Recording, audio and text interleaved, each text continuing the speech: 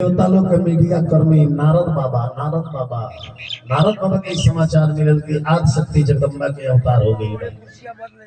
मानस में चौपाई लिखल बा कि समाचार नारद जब पाए अहिम गिरी के गेह सिधाए।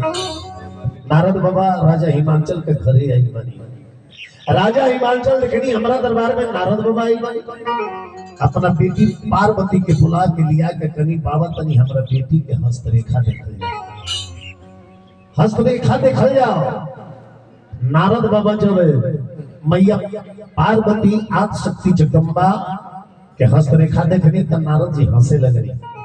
कनी राजा इनका कि तू साधारण बेटी मत समझियो, आद शक्ति प्रम्बा हई, देवी हई, इस सारा गुण के खान बाड़ी। नारद जी बतौले बनी जो रामायण में चौपाई लिखल बा कि बोले नारद गुढ़ मृदुबानी, बोले नारद गुढ़ मृदुबानी, सूता तुम्हारी सकल गुण खानी,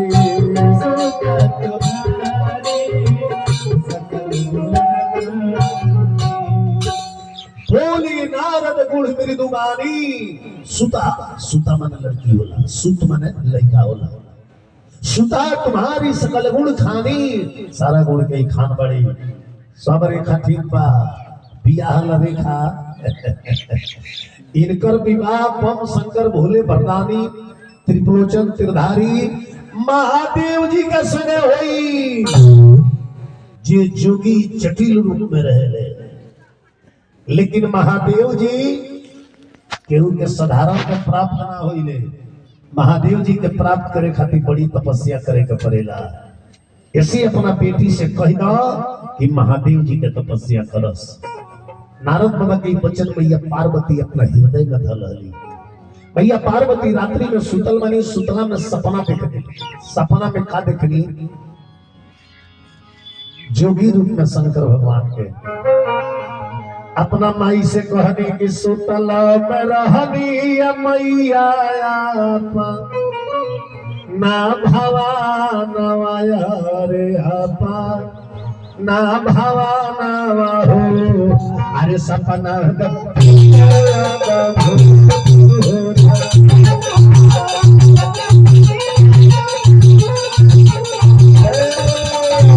सुतला में रहनी मैया ना भवा नवाया रे आपा, ना भवा नवा हो, सपना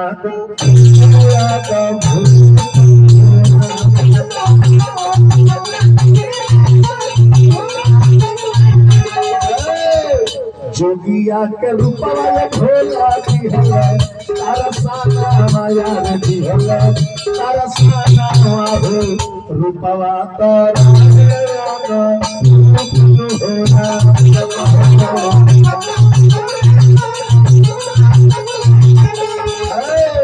गावतार हल चल बाबा सुखी, एक कहानिया शिव पार्वती, एक कहानिया हो हरवा करला बिहार हो।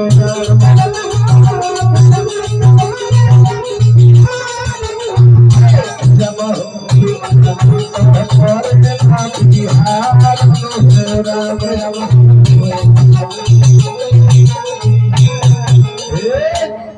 प्रेम से बोले बिहारी लाल की जय। मैया पार्वती अपना माई मैना रानी से कहनी माता जी हमरा के आशीर्वाद दे, हम महादेव जी का तपस्या करे जाए, महादेव जी का तपस्या करे।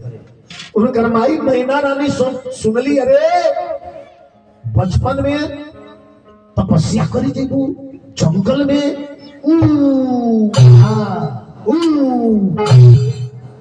तो जब मैया पार्वती के नाम पर गई उमा, का नाम पर और काकी कहते उमा इनसे तो कौन सुनाला ना, इनसे पूछ ले। अब मैया पार्वती जाके एक गोड़ पर खड़ा होके तो बुझे कहीं शंकर जी के पंचाक्षर मंत्र के जाप करत रहनी। रुपया शंकर जी के निकाल देते पंचाक्षर रुपया का है मंत्र खर्च कहाँ से आई हमने अरे भाई के बोले वो थे देंगे हम कहाँ गए हम के गाने देंगे गाने पैरा से मिला चर्चा क्या दे दिया लिखा करो ठीक जागा नहीं महादेव यहाँ जागा पैसा कहाँ महादेव मिला था? बाहर जागा पैसा ना जगिए ना शंकर जी के पंचाक्षर मंत्र कौन है नमः शिवाय ओम न लगिए खाली नमः ध्यान कर लिया शिवाय नमः शिवाय कौन भाई 5 अक्षर एकरा का पंचाक्षर मंत्र कहल शंकर जी के अगर जाप करे के बा तो सिर्फ नमः शिवाय के जाप करे के चाहिए पंचाक्षर मंत्र ना मैया पार्वती एक गुण पर खड़ा होकर शंकर जी के तपस्या करते ही पंचाक्षर मंत्र नमः शिवाय के जाप करते हैं। हवा देखने दर्जन लगी तपस्या का मतलब क्या होता है? जितना लोग बैठल बा व्रत का मतलब क्या होता है? व्रत का मतलब यही होता है जो कौन पानी छोड़ दी या दिन को खटिया को पटाई रही है। व्रत का मतलब होता है त्याग, व्रत का मतलब होता है संकल्प। जब ना देवता के व्रत भूखल बनी वो देवता के भजन कीर्तन में ये इतना न लीन हो जाई कि अन्न पानी छोड़े के ना पड़े वो अपने से छूट जा, अपने से छूट जा। वो दिन दिमाग पर अन्न पानी देना करे मने भी छोड़ दिला बेटी के बारात आवे करेला वो दिन लड़की के बाप इतना व्यस्त हो जाला व्यवस्था में कि अन्न पानी शरबत वो दिन ओकरा दिमाग पर देना करे। आखिर वो भजन कीर्तन में लागे तब लोग हैं। अब काल भूखे के बाद जीवती या तले 4 बजे भोर में 4 दर्जन केरा खा ली हम काहे खाती बिहने भूखे के बाद आ दिन भर खटिया धोइले बड़ी पति देव आके कहले कि बाल्टी देने बा एक बे झझक के कहले एगो भूखल दे ना आ यही में जाके कोर कपार पर कहले बड़ा तबारा सते गिरगिरा वो व्रत भूखले कोनो फायदा होई है? व्रत भूखी उस दिन मीठी बानी बोलिए और नहीं तो मौन व्रत हो जाइए मौन आज बोलबे ना करे तो व्रत भूख जाइए और टोला भर के समाचार झूठ लग जाए तो उनकरा से कहीं हुनकरा लग जाए तो हुनकर समाचार कहीं गांव भर के खबर छीटत रहे भूखले का फायदा बा। रौरा का करे के रौरा अपन करी ना दूसर के का करे तो ओकरा फिर में का लगल है। रौरा का करे के बा रौरा अपना से मतलब रखी दूसर का करत करत ओकरा करनी के फल ओकरा एक ना एक दिन मिली। अब वो बबूल के काट लगाओ तो ओकरा छोड़ी ना वक्त आई तो ओकरा कटवे न मिली। रौरा फर्ज बा कि हम आम के पेड़ लगाई था हम लगाई तो फल मिले मीठा। दूसरा के पीछे रौरा अपन समय बर्बाद मत करी जे जवन करी ओकर फल ओकरा मिली। रौरा अपना में समय व्यतीत करी कि हमरा का करे के बा हमरा के ना रहे के बा हमार बोल चाल रहन सहन खान पान का होवे के चाहिए। पर वो अपना पर निर्धारित नहीं दूसरा के छोड़ी काहे कि दूसरा के एगो कमी दिखाए लो तो 3 गो अंगुरिया रौरा ये बोल बा कि पहले अपने अंदर का 3 कमियां देख लो तब किसी दूसरे का एक कमी देखना। भैया पार्वती ने तपस्या करता नहीं ऐने नारद जी अगुवाई देनी समस्त देवता लोग को बुलौनी कनी के महादेव जी के ध्यान खुलवावल जाओ आ महादेव जी के विवाह मैया पार्वती के संगे करावल जाओ। मैया पार्वती के संगे महादेव जी के विवाह हुई एगो 6 मुरी के लड़का हुई आ उहे तारकासुर नामक राक्षस के पद कर। अब सब देवता लोग शंकर जी ध्यान में लीन रहनी समाधि में लीन रहनी आ सब लोग चिल्लाता पुकारता लेकिन महादेव जी के ध्यान अगर असली ध्यान में लग जाए तो वो बुझाई जे अगल बगल की ताबूतिया बता असली ध्यान में लग जाए तो वो जहाँ ध्यान के लिए बनी हो जा रहा वो ध्यान बा भाई बगल में का होता है ध्यान ना जाए लेकिन एगो ध्यान का 4 भाग में लोग बांट देता है। ये नहु को बतिया सुनाता है ये नहु को सुनाता है आपको मतलब दिखावटी बंद हुआ है।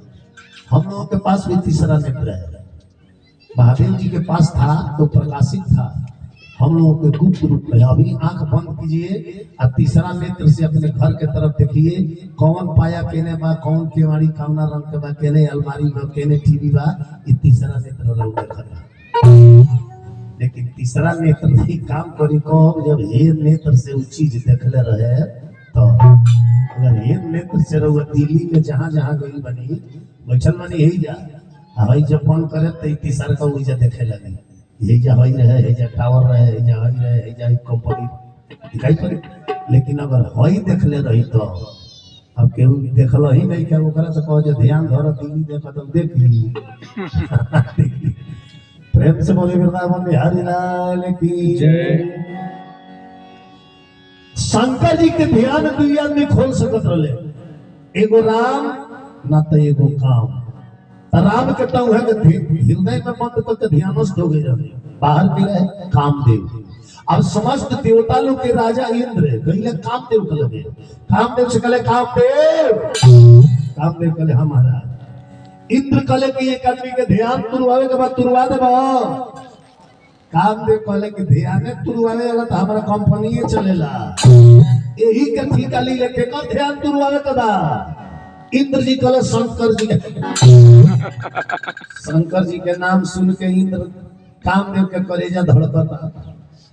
शंकर जी के ध्यान तुरवावे के बाद उतयाइलो देवता हम गइलो देवता हम कहीं खुशी मन से तकले तब तही शरीर सोना के बना दिए। आ कहीं जो खिसी अइला मन तीसर का मुखिया खोलल है जौनो देहिया बेचारा के फसल बना दिए। लेकिन हमार ड्यूटी में हम जाए। कामदेव गइले 16,500 अप्सरा लोग के लेके, 16,500 अप्सरा लोग श्रृंगार पटार करके शंकर जी के अगल बगल नाचता। कामदेव का के लेके बसंत ऋतु के आगमन कर रहे। बसंत में और संत में क्या अंतर होता है? बसंत में से वो काट दे तो संत हो जाए, तो बसंत में और संत में यही अंतर होता है कि जब बसंत आता है तो ये प्राकृतिक मुस्कुराती है, आपके जीवन में कोई साचा संत आता है तो आपकी संस्कृति मुस्कुराती है। अब परी लोग जाके शंकर जी के अगल बगल नाचता कि अपना नगरिया से चलिया परिया, अरे वो जब के नाच घर पे गली, अरे वो जब के नाच घर पे गली। परी परी परी अरे तपरी भोला जी के मन मंडोला में लगली, परी भोला जी के मन मंडोला में लगली। शंकर जी के लगावा जाके नाचत लो परी लोग। अरे नाचली है गवली है तुरली है गाना, नाचली है गवली तुरली है गाना, है कुटना भोला के भैया, बाबूना है कुटना भोला के भैया। कोइली जतनवा कुटला भैया, अरे मन मन परिया लजा लगली। परी लो लजा गई, परी लो का तमारे कि बुढ़ऊ के आंख बंद कर ले बड़े दादा नाचत नाचत चोकर आ गए तो वो इनकर आंख ना खुला। कामदेव बोले कि हमरा इला पे आंख ना खुलो, रह खोल देता रे। एगो आम के पेड़ पर कामदेव चढ़ गइले आ धनुष पर पान चढ़ा के आ जब खींच के मरल है आ शंकर जी के करेजा में जब काम मोहक बाण लागल, बाबा कहीं दोनों फाटक बंद बा, एक बेर भक दे तीसरा नेत्र खुल गए। जब तीसरा नेत्र खुलल आ एकर फुक से जाके कामदेव पर पड़ल, कामदेव तो दरिये पर जर गइल।